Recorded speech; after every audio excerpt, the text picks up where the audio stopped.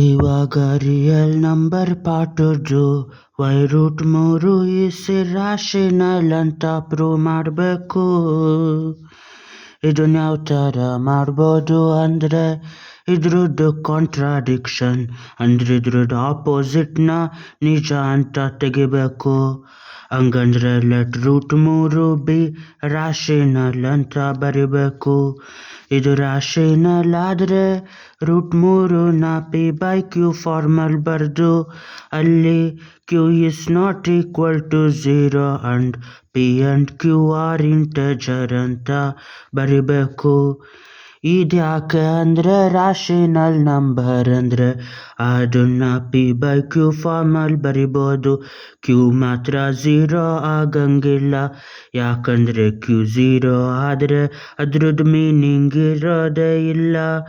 0ನ ಎಷ್ಟು ಸತಿ ಡಿವೈಡ್ ಮಾಡಿದ್ರೆ 4 ಬರ್ತದೆ ಅಂದರೆ 0 ಎಷ್ಟು ಸತಿ ಹಾಕಿದ್ರು 4 ಆಗೋದಿಲ್ಲ.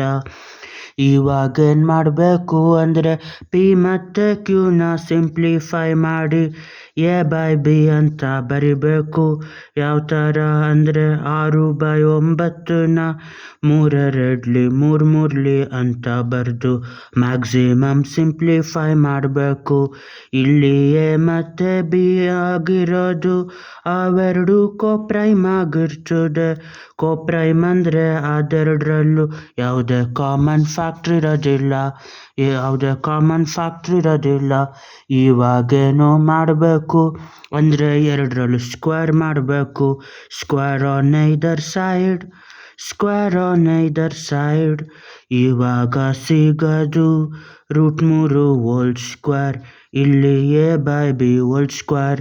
ಸ್ಕ್ವೇರು ರೂಟು ಕ್ಯಾನ್ಸಲ್ ಆಗಿ 3 ಅಲ್ಲಿ ಉಳಿಯೋದು. ಇಲ್ಲಿ a/b ಸ್ಕ್ವೇರಲ್ಲಿ a ಸ್ಕ್ವೇರ್ ಆಗಿ b ಸ್ಕ್ವೇರ್ ಆಗಿ 3 ಅಂದರೆ a²/b ಸ್ಕ್ವೇರ್.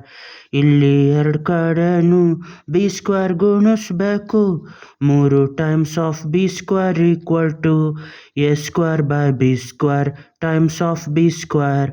b ಸ್ಕ್ವೇರ್ ಕೆಳಗೆ ಮೇಲೆ ಡಿವೈಡ್ ಆಗಿ ಬರೀ a ಸ್ಕ್ವೇರ್ ಉಳಿದಿರ್ತದೆ. 3 ಟೈಮ್ಸ್ ಆಫ್ b ಸ್ಕ್ವೇರ್ ಅಂದರೆ a square. 3 times of b square ಅಂದರೆ a ಸ್ಕ್ವೇರ್.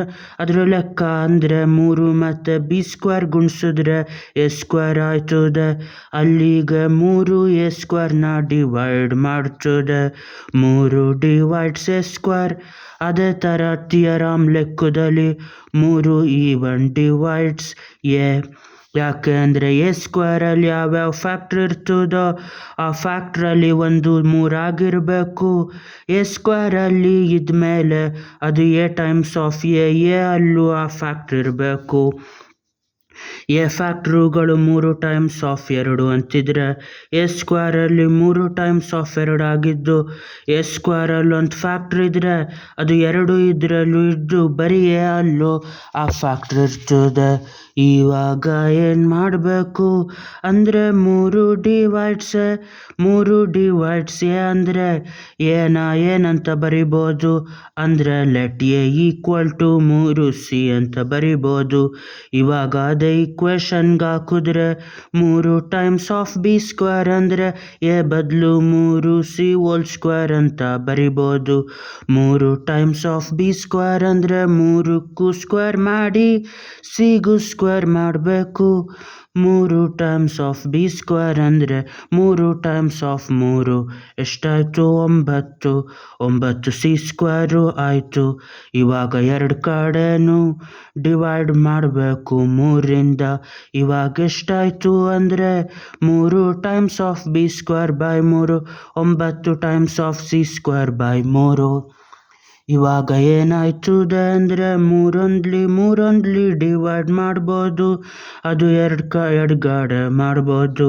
ಬಲಗಡೆ 3 b ಸ್ಕ್ವೇರ್ ಅಂದರೆ 3c ಸ್ಕ್ವೇರ್. ಅಲ್ಲಿಗೆ 3 ಮತ್ತು c ಸ್ಕ್ವೇರ್ ಮಾಡಿದ್ರೆ ಬರೋದು b ಸ್ಕ್ವೇರ್. ಅಲ್ಲಿಗೆ 3b² ಡಿವೈಡ್ ಮಾಡ್ಬೋದು. ಅಲ್ಲಿಗೆ 3 ಡಿವೈಡ್ಸ್ b². 3b² ಡಿವೈಡ್ ಮಾಡ್ತು ಅಂದರೆ 3 ಆಲ್ಸೋ ಡಿವೈಡ್ಸ್ b. ಯಾಕಂದರೆ 3b² ಒಳಗಡೆ ಒಂದು ಫ್ಯಾಕ್ಟ್ರ್ ಆಗಿರ್ತದೆ. ಆ ಫ್ಯಾಕ್ಟ್ರು ಒಂದಾಗಿತ್ತು ಅಂದರೆ b ಟೈಮ್ಸ್ ಆಫ್ b, ಎರಡರಲ್ಲೂ b ಅಲ್ಲೂ ಅದು ಫ್ಯಾಕ್ಟ್ರ್ ಆಗಿರಬೇಕು. ಹಂಗಾಗಿ 3 ಡಿವೈಡ್ಸ್ b. ಇಲ್ಲಿರೋದು 3 ಡಿವೈಡ್ಸ್ a, ಇಲ್ಲಿರೋದು 3 ಡಿವೈಡ್ಸ್ b. ಅದೆರಡೂ ಸೇರಿಸಿದ್ರೆ 3 divides both a and b. ಅಲ್ಲಿಗೆ 3 is a common factor of a and b. 3 is a common factor of a and b. 3 common factor ಆದರೆ a and bದು ಏನಾಯಿತು? Starting ಅಂದ್ಕೊಂಡಿದ್ದು ಅದೆರಡು ಕೋಪ್ರೈಮ್ ಅನ್ನೋದು ಸುಳ್ಳು. This contradicts our assumption. ಅಲ್ಲಿಗೆ ನಾವು ಅಂದ್ಕೊಂಡಿದ್ದು ತಪ್ಪಾಯಿತು. ಅವ್ರು ಅಂದ್ಕೊಂಡಿದ್ದು ತಪ್ಪಾಯಿತು. ಅಲ್ಲಿಗೆ ಅಂದ್ಕೊಂಡಿದ್ದು ಸುಳ್ಳು. So our assumption is wrong. ನಾವು ಅಂದ್ಕೊಂಡಿದ್ದೇನು ಅಂದರೆ ಈ 2 √3 ಅನ್ನೋದು ರ್ಯಾಷನಲ್ ಅಂತ. ಅದು ತಪ್ಪಾಯಿತು ಅಂದರೆ √3 ಇರ್ರ್ಯಾಷನಲ್. ಅದಕ್ಕೆ √3 is irrational.